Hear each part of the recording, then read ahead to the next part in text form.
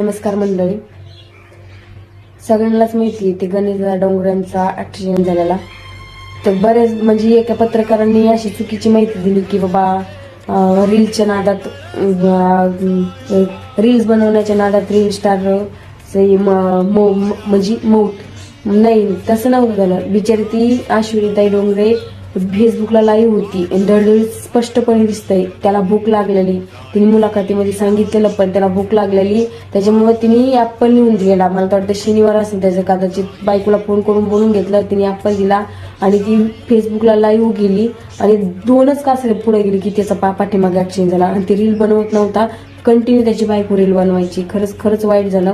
आणि होईल तेवढं आपल्या मराठवाड्यातल्या लोकांना बऱ्यापैकी मदत केलेलीच आहे. मी त्या मागच व्हिडिओ बनवणार होते, पण माझ्या पोराला बरी नव्हती तब्येत.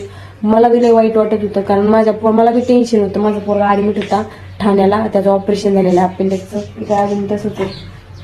तर होईल तेवढी त्या ताईला मदत करावं. बऱ्यापैकी भरपूर लोकांनी मदत केली, अजून बी करावं. बिचाऱ्या 3 मुली येतात आणि विनाकारण अफवा पसरू नका, कारण की ज्याच्यावर बिततं ना, ज्याचं माणूस जातं ना त्यालाच कळतं. ज्याच्यावर वाईट वेळ येत असते ना त्यालाच कळत असते की काय काय आज परिस्थिती. बिचारीच्या 3 लहान मुली येतात.